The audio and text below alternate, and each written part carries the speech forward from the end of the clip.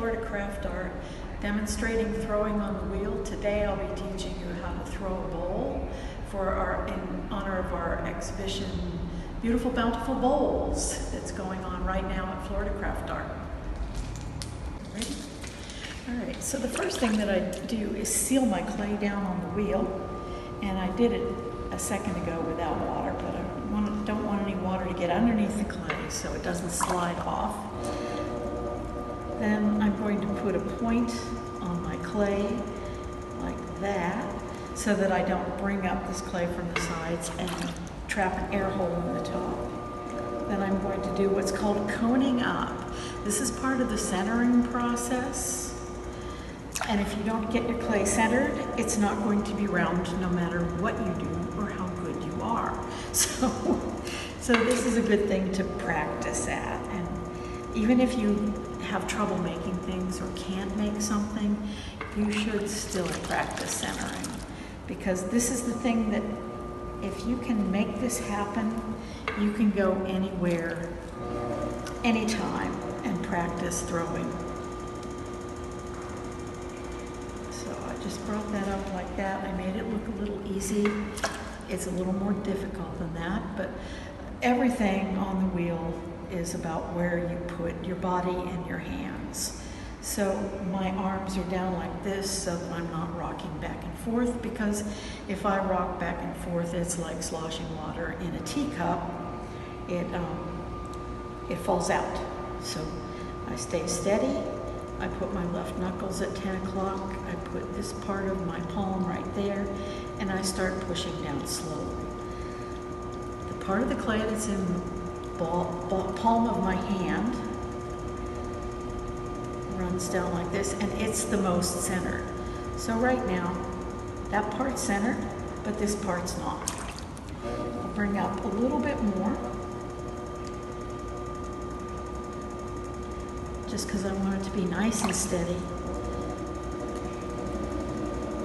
And then push down. My left hand is making a circular form for the clay. So it's making a circle like this, so as I push down, the clay goes round.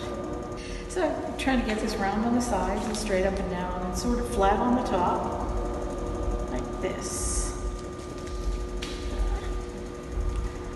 And actually, that looks pretty good to me. If I put my fingers like this loosely, they're not rocking back and forth like this, so I call that centered.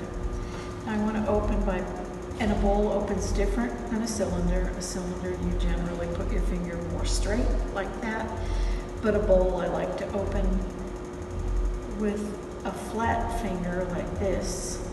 I know I'm in the center when my hands aren't moving. To keep my finger from rolling around back and forth, you'll notice that I've got my hands down like this. I've got my fingertip right there in the middle, and I'm holding my hand steady because, you know, I've got bendy fingers, so they need a little help. There we go. So I've got that, and I bring my fingers up like this, and I've made a bowl shape in the center. And my goal is, while I'm moving all the rest of this clay, to keep a shape there that looks like a bowl. And this is the rim of my bowl right here where my fingers are touching. So I'm going to keep that as nice as I can. It's better to do your fixing and correcting as you go along. And I'm just going to take this down like that and bring my fingers out and up.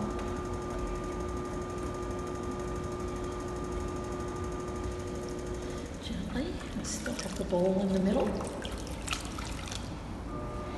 And I know how much clay I have in the bottom of my piece, and I'll show you how I know in a second. But one thing I want to do is take my walls up and straighten them. So I've got to put my right hand on the outside, my left hand on the inside, and I just use 2 fingers and a sponge.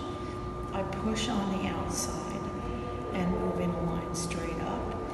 And I keep enough pressure on the inside to keep from closing the bowl back up. So I don't want to push hard here and close that back in.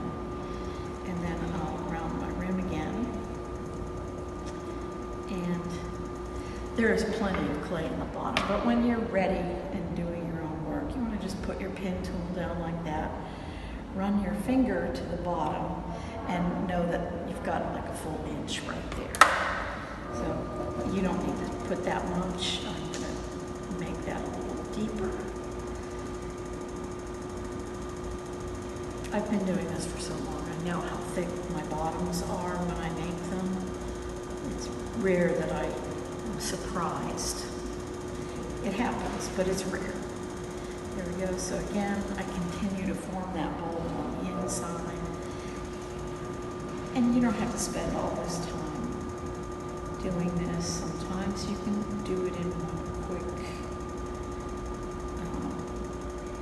one quick motion, but I'm trying to do it so that you have a chance to look at it several times, especially if you're somewhere in beginning or intermediate.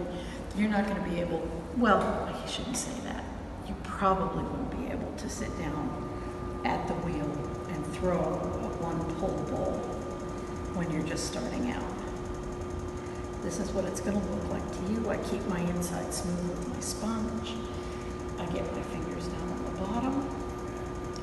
My inside finger is higher than my outside finger, and you can tell it's right where that outside hump is. I bring that up like that,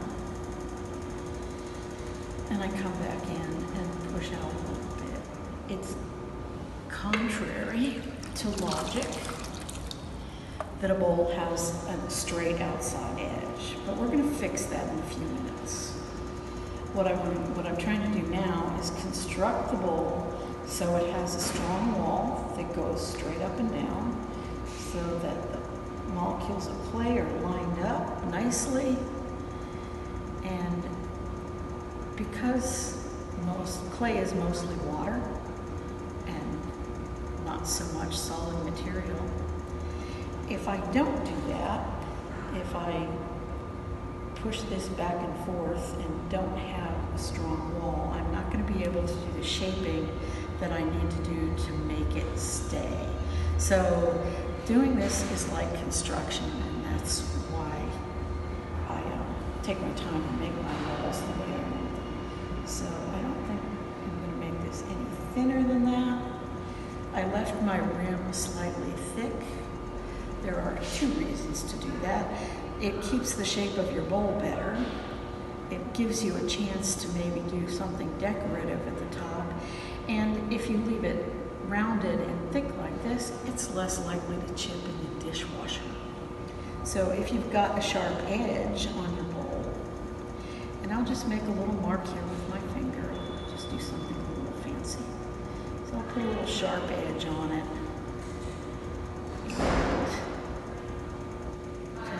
Shaping there, and then I'll round that edge. When you're glazing, the glaze, when it's fired and melting, breaks on a sharp edge, and that's what allows the glaze to sort of drip down and mix with other glazes, and maybe be darker here or lighter here, and have pooling in different places. So wherever you have lines on your clay, that's a break, and it makes your glazes show off better. All right, so that's not a bowl, but it will be in a minute. So now I just take my sponge, I hold it in my right hand. The clay is moving when I put my hands on. The clay is still moving. I put some pressure here, and as I get to the top, I put less and less pressure. I don't know if you noticed, but the whole time I was throwing, I never jerked my hands away from the top. And I'm not doing it now. I took the sponge all the way to the top. And when I did that, this part that stuck out too far sort of bounced right back in. If I were to come up like this and then come off like that, then there would be ridges and all kinds of weird stuff going on there that we don't want to see. And that's how we get flaws in things. Not that this is flawless, but it looks pretty darn good. Now, that's a perfectly fine bowl. For the way I decorate, I like to have this little ridge up here because I draw designs on it and do things to accent. The most important, there are three parts. The rim is one of the most important things on your bowl because it draws your eye to it. The next part is the inside because that rim is drawing your eye to the inside. So, especially when you're decorating, if you're drawing something in your bowl, I have learned never to start with the inside middle because that's not the place where you want to warm up. If you're going to do that, do it on the outside.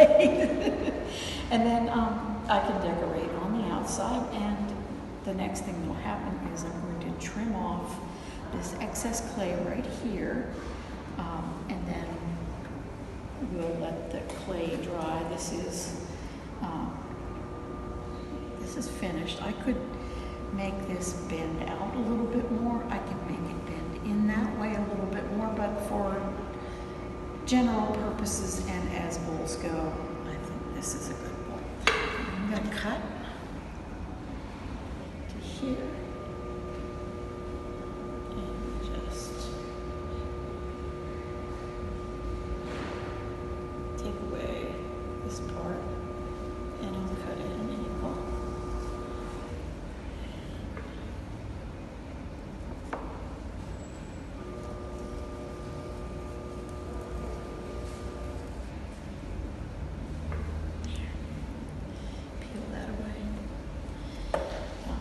This is leather hard. I'll turn it upside down. Leather hard means that your clay is cool to the touch, that you can carve it, you can maybe paddle it a little bit, you can stick your fingernail in it and make a mark, but you can't really squish it very much. So if I touch this now, it's just going to go like this.